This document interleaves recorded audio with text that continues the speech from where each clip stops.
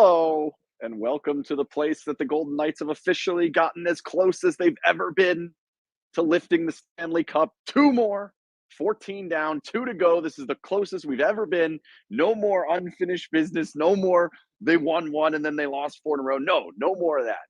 This is the closest the Golden Knights have ever been. This is officially the best team the Golden Knights have ever had. This is starting to get as real as can possibly be. I cannot explain how real this is honestly getting. I'll readily admit, I'm going to start with a quote that came right out of Bruce Cassidy's mouth today. He said, I believe we have the best team 1 through 20 in the playoffs.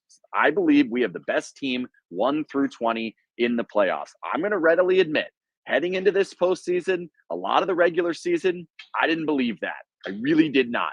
I'm a firm, strong believer of that now. I will fight you if you do not agree with that at this point, because the Golden Knights have been absolutely terrific in this series, in the previous series, for a good majority of the previous series. They have been awesome for a long, long time now, and they have won 14 playoff games in 19 tries. They are now 2 away from the Stanley Cup. They are going on the road, and they have a great opportunity to either get them both on the road or come back here and figure it out. Nonetheless, they just need to win 2 of the next 5 to win the Stanley Cup. Pretty unbelievable that is the case. But I want to talk about just that simple fact, because you watch this game and you really start to see what it looks like when, say, there are a few shifts where Eichel's not there, or there are some shifts where Mark Stone's not the dominant force, or Carlson's not the dominant force, or whatever it happens to be.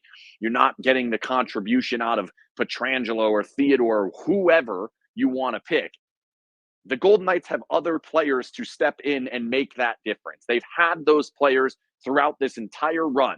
They've been healthy. They've been all there. They've all been chipping in, doing the types of things that they normally do. And even when any particular player has a day off, like last game, there were a couple of lines that weren't as good as some of the others. This game, most of them were there for a good majority of this game. But even if there were times when it wasn't going their way, no matter what, the next line over the board is more dangerous than the one on the other side. I'm at that point now.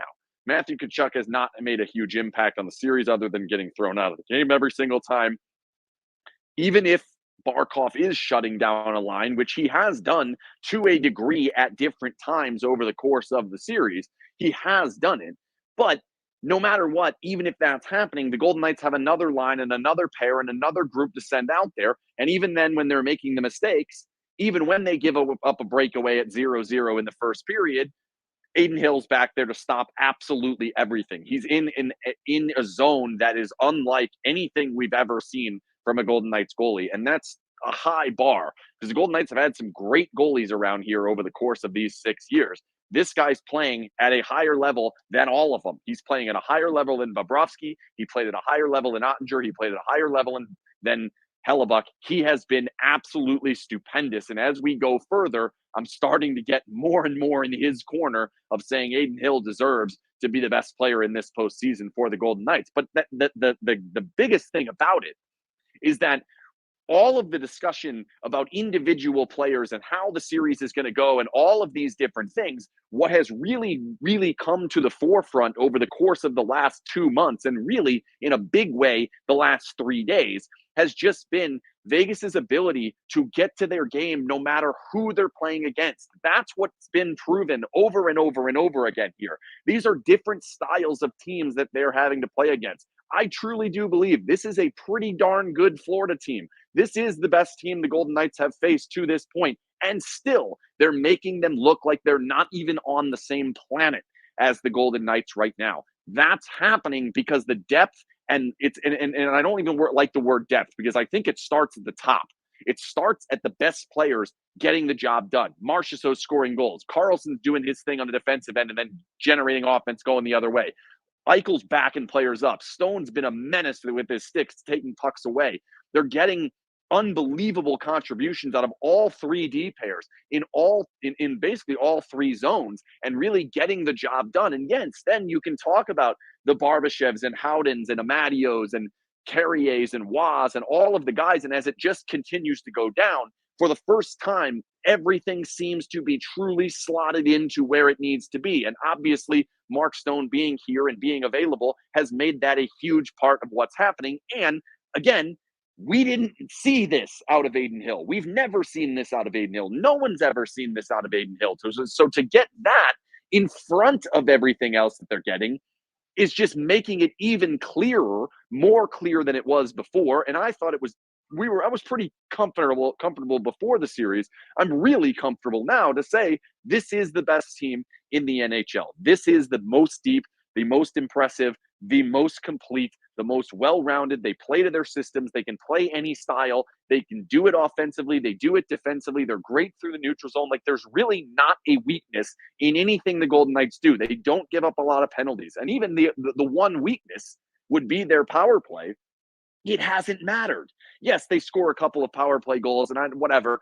The Marchessault one obviously is fairly significant to get them on the board and get the game rolling in the right way. But truly, this entire playoff run has been done with 5-on-5 play, dominating 5-on-5 play to then get those power plays, to not take as many going the other way, and to just smoke teams when the game is at even strength. That is what you're looking for. That is how you become the best team in the NHL. And I'm just going to continue to reiterate, this team we're seeing right now, the team that's playing right now, is the best hockey the Golden Knights have ever played over the course of the history of the franchise. And that includes the entire run getting up to this point. They were not doing what they're doing now to teams all the way through. They've never had a 19-game run like they're having right now. What a fucking time to have it. I mean, what an incredible time to have it. I can't stress enough that, like, this is it.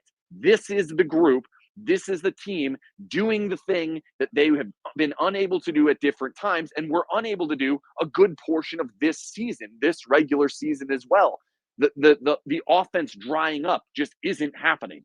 The defense having some of the careless mistakes in their own end isn't happening. The goalie being unable to bail them out when there's situations like that isn't happening. The power play going completely dry isn't happening. All of it is because none of it's reliant on anything else. That's what's really, really, really starting to come into focus as we go through this series and as we've gone through all the way up to getting to the point we're at now, where the Golden Knights have won 14 playoff games. And as I said before, and as it says on the tweet that's mentioning this Periscope, this is the best team they have ever had. This is the closest they have ever been. This is the most success they've ever had. This is it. This is the best team the Golden Knights have ever had. It's absolutely brilliant what they're able to do. Now, let's get into a little bit of how they went about doing it in a game that was basically over fairly quickly and then turned into a complete shit show down the stretch. And we may talk a little bit about that, but I don't even think that matters all that much. It shouldn't really matter all that much. So how are the Golden Knights doing it? But first, I'm going to tell you that Conlon Associates CPAs sponsors all of my Periscopes all throughout this entire postseason, throughout the entire regular season. And I hope that we will continue going all the way through the summer, because we should have some stuff to talk about through the summer as well. And they can be found at conlercpa.com, KONDLERCPA.com. Go there, tell them SinBin sent you. They'll hook you up with a free consultation, and they will be fantastic for you. I don't know. I lost my train of thought there. Trust me, they are awesome. Fantastic family, fantastic hockey fans, SinBin fans. They are the best. I love them. All right. So what has happened here? What has come to light? What is happening in this series that is making it so that the Golden Knights are now up, what is it? 7, the math's too big. 7 + 5 to 4. So 12 to 4 in the series. What has happened? It starts to me with breakouts and forecheck. They're both going together, and a lot of it's happening in tandem with each other. When the Panthers are getting the puck in deep, the Golden Knights are making the right play basically every single time. Now, obviously, it's a hockey game. It's not going to be every single time, but it's happening almost every single time. Most of the time, the first touch is good. The second touch is proper, whether it's up the middle, along boards, wherever it has to be. And the biggest part of it is positionally, they're so sound right now defensively. They're sound on the entry, which is forcing the puck in deep. They're sound on the first touch, they're sound along the walls, and they're making the right decisions over and over and over again. And what that's doing is it's making it impossible for the Panthers to get absolutely anything going.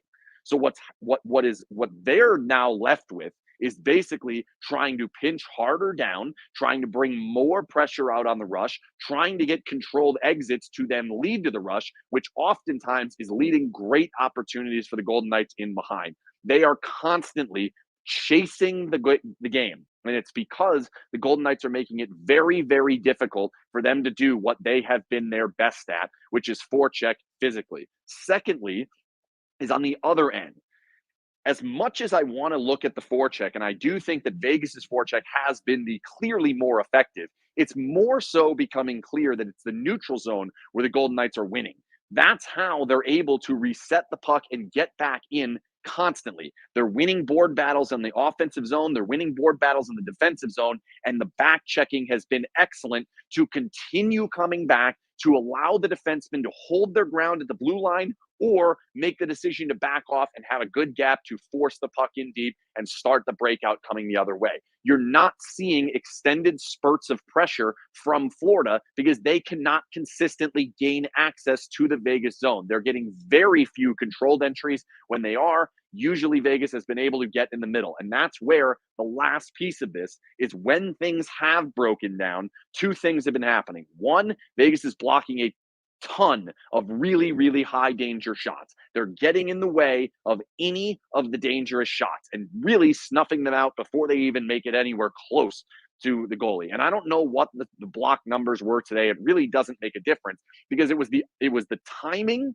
and the like level of danger that the chance was there for them that Vegas is blocking these shots. There's nothing coming through the middle. They cannot hit a seam pass. They cannot even get the puck from side to side. Basically, everything they're trying to do is from the high slot, rip it down in there, and they're getting absolutely nothing on the Golden Knights defense. As Bruce Cassidy said today, up until the fourth goal, which was 6-1 at that time, so who gives a damn? Up until that point, they have not shot the puck into the goal once. They now, through 2 games, they have shot the puck into the goal 1 time, and it happened at 6-1. 6-1.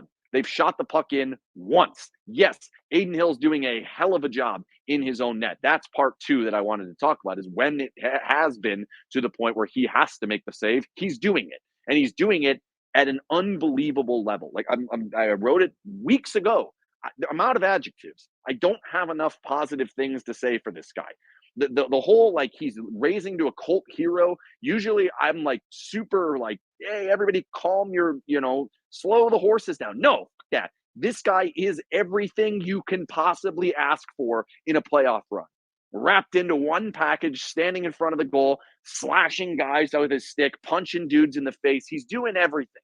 And most importantly, he's stopping the damn puck every single time it comes his way. It has been unbelievable what he's been able to do back there. And just the simple fact that this has gone on for as long as it will, I cannot imagine there's any reason for it to stop anytime soon. It's been brilliant.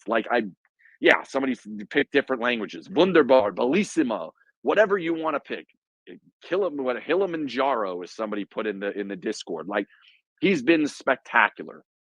But it's mostly, and why you're seeing, so all of this, breakouts, keeping the puck to the outside, blocking the dangerous shots, Hill stopping all these shots, getting in on the forecheck, making life difficult, all of it, neutral zone, everything combined leads to what we have seen as the thing has gone on.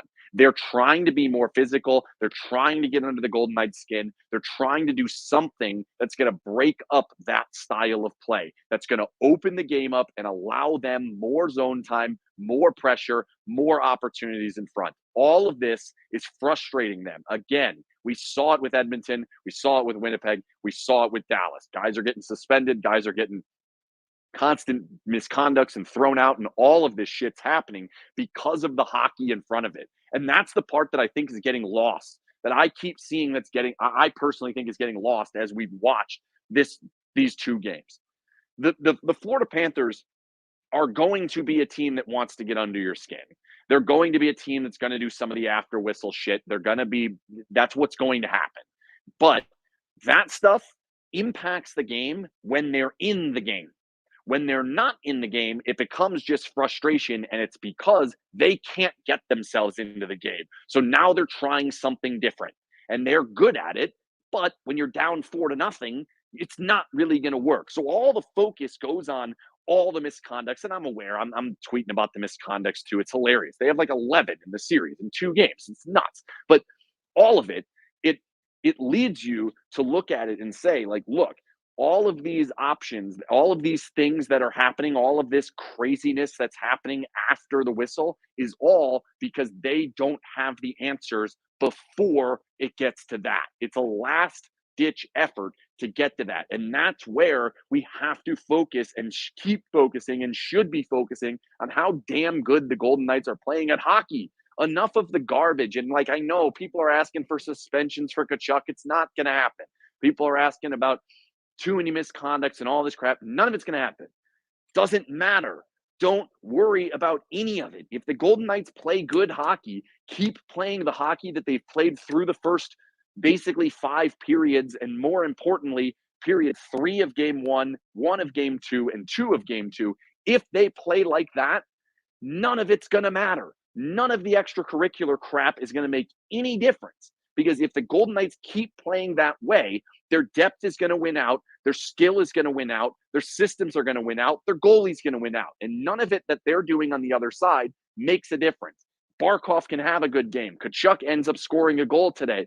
Bobrovsky had a great game for a good portion of game 1. All of it doesn't matter if they're playing as well as they're playing through each zone. And they've been dominant through all 3 zones for specifically that 60-minute frame that's won them the last 2 games. 3rd period of game 1 and then the first 2 periods of this game. Now, special teams, I know that we're looking at special teams. I don't think the Vegas power play's been all that good yet again.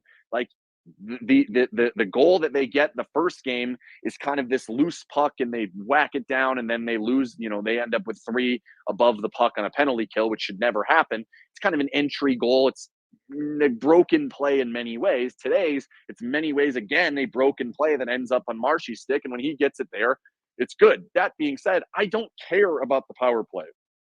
Penalty kill, I have cared about that, because that was an opportunity multiple times. Last game, certainly, and then this game when Vegas was up 1-0, they take the penalty. Watt took the penalty, and they have this opportunity for the Florida power play to have another opportunity, a chance to score and tie the game, and basically erase all of the good things the Golden Knights had done.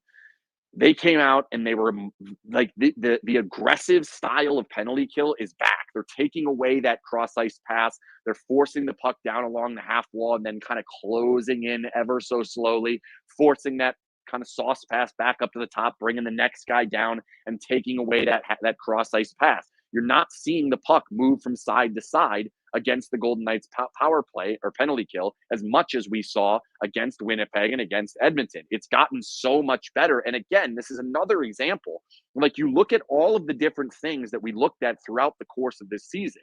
The penalty kill had troubles at different times. The power play obviously struggled at many different times. 5-on-5 was not this dominant for a good portion of the season. Aiden Hill was not this dominant. It's all coming into play at the right time. It's all coming into play in a moment when all of a sudden you need all of it. And for them to have the ability and the coaching and the ability to be coached, I think that's underrated as well, is to have these systems in place, but then be able to make these little tweaks, to make these little changes. A great example in this series, the Golden Knights have now gotten 3 goals from defensemen. 3. And we're talking big time goals. Game-winning goal last game, the second one in this game. They're getting big time goals. Why? Because that's a focus of how they're playing. It's not how they played all season long. Has not been the way they've wanted to play. They have not been reliant on shots from the point. They're not been reliant on trying to get the puck into the middle of the ice. They haven't been reliant on always taking away the goalie's eyes and getting tips and getting these things in front and firing pucks to the top corner. No, it's mostly been work it back in, play underneath the goal line, and then get these opportunities out front. That's how they've tried to generate.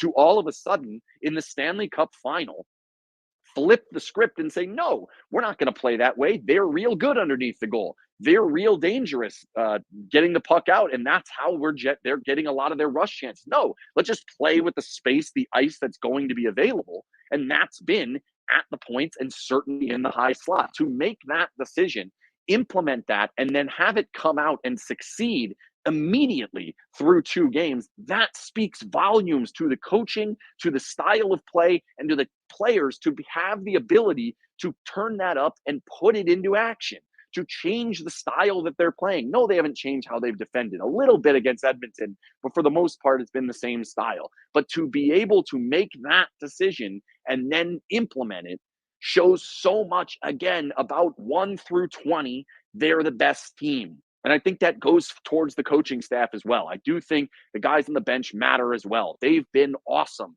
in giving this team a plan and allowing them to show them the way to follow through on that plan. And then obviously the players deserve all the credit in the world for physically doing it. That's how you get this done. That's what you need to do. That is great playoff hockey. And the thing that is so different to me, that feels so much different about all of this than anything we've seen in the past, is the difference in how each team against them plays, what they're best at, where they've had their best successes. They've played against a power play team. They've played against a heavy forecheck team. They've played against a team with a top line. They've played against a team with a hot goalie. They've played against a team without the hot goalie that they know they don't have it. Like all of these things together. And now this team, who hadn't lost a game in like 3 weeks coming in, all of it just shows that this team has the answer to every single question that has been thrown at them to this point. And it's incredible.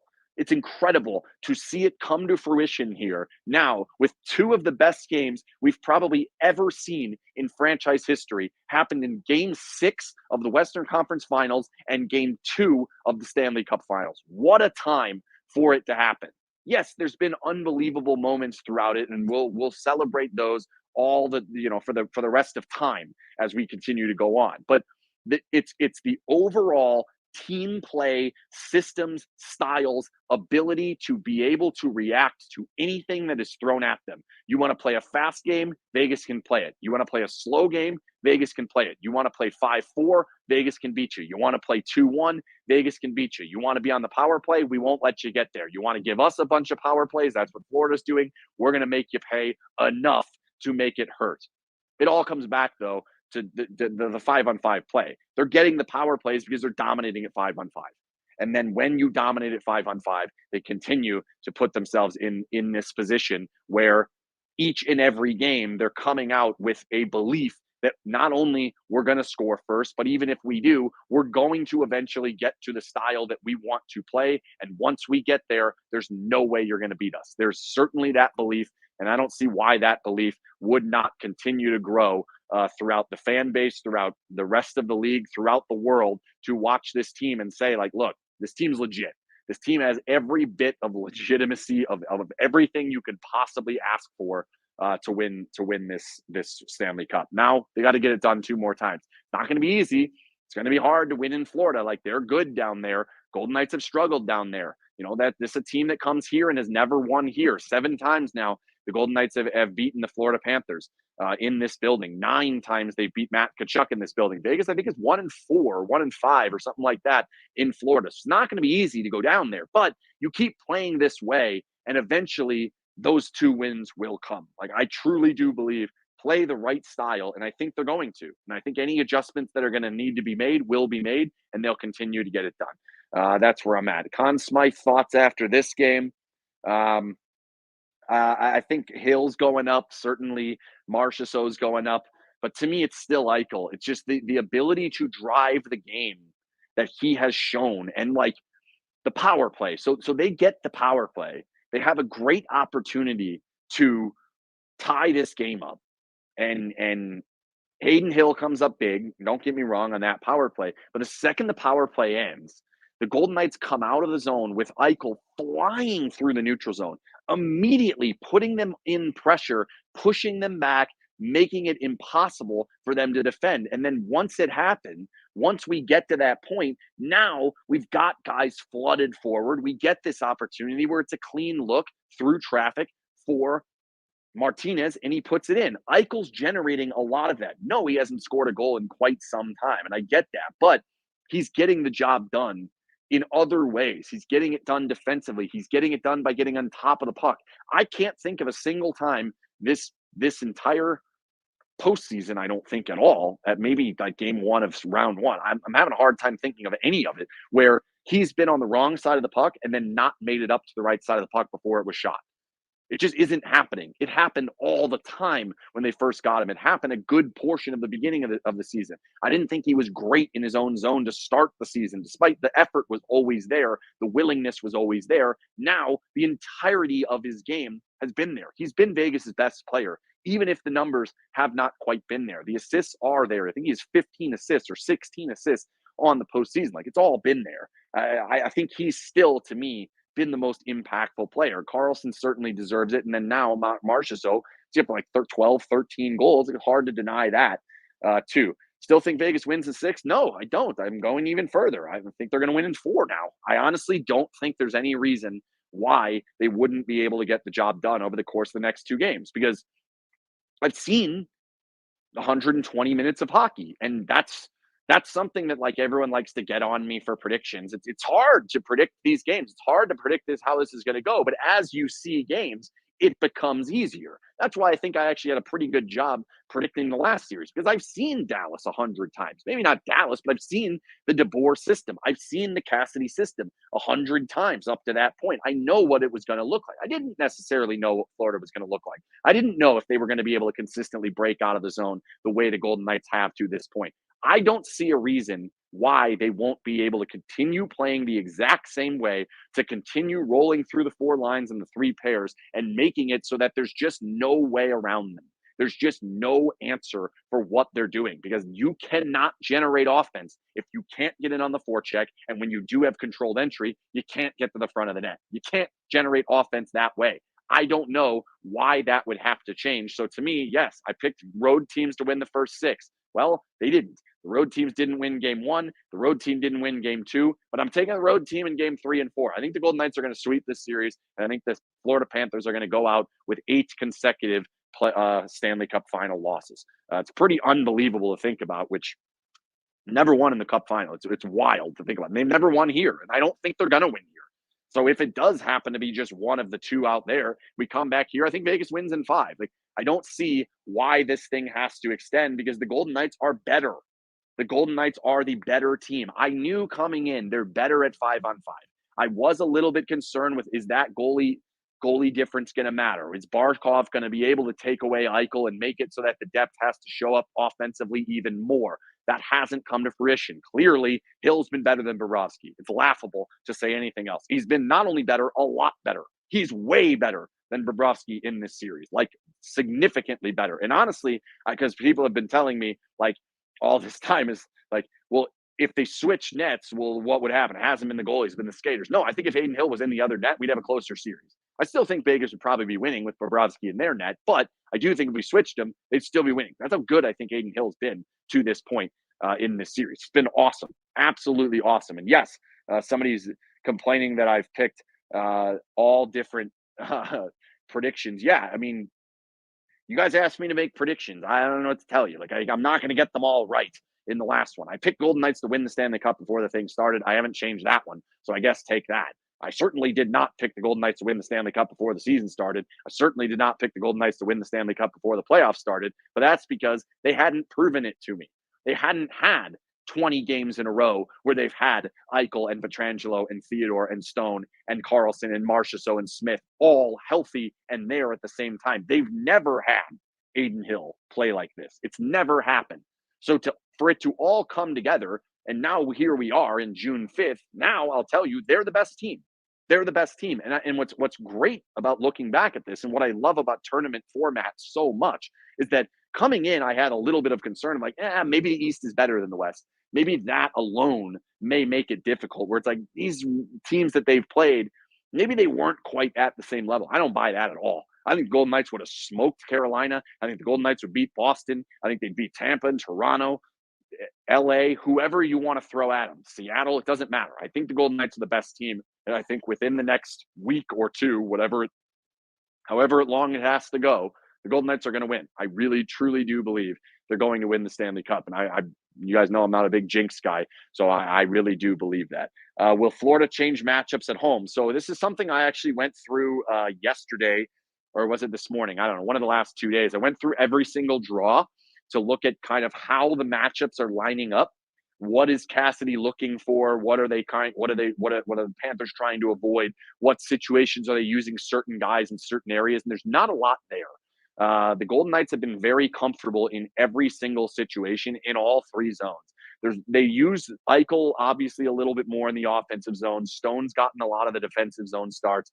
They're not chasing that fourth line versus Kachuk that I think the minute load kind of showed. They're not really chasing that. There were only 2 draws that were that, and they were the opening draw of the first period and the second period. So I don't feel like they're actually chasing that. So as we go, that's a long way to say, as we go back to Florida, I don't think the matchups are going to matter because there's no matchup the Golden Knights don't have an answer for. They have something to throw at them across the board. It just comes down to style of play. It's not going to be matchups that are going to beat the Golden Knights. It's not going to be a situation where they don't have enough firepower on a certain line or they get overwhelmed. No, it's going to be how they play. If they play the same way, if they break out, they win along the walls, they reload and make it tough to get through the neutral zone and then get in there and make things happen, they're going to be able to win the Stanley Cup. Like I really, truly do believe that. That's really all I got to say for tonight. Again, I am sponsored by Conler and Associates CPAs. Please go to conlercpa.com, check them out. As always, they will help you with all your tax needs. And I am off to Florida thanks to Vegas Night and Day Heating and Cooling. We'll be there. Maybe when we come home, we'll be talking about something different than a hockey game. I'm really hoping that's the case because that's going to be fun if we get to that thing. I guess I'll be a little superstitious and not tell you what that thing is. But that's it. Good night. Golden Knights have 14 playoff wins and 2 in the Stanley Cup final. They are 2 away from being the greatest team in the NHL, the greatest hockey team in the world. Think about that. Go to sleep on that. Good night, everybody.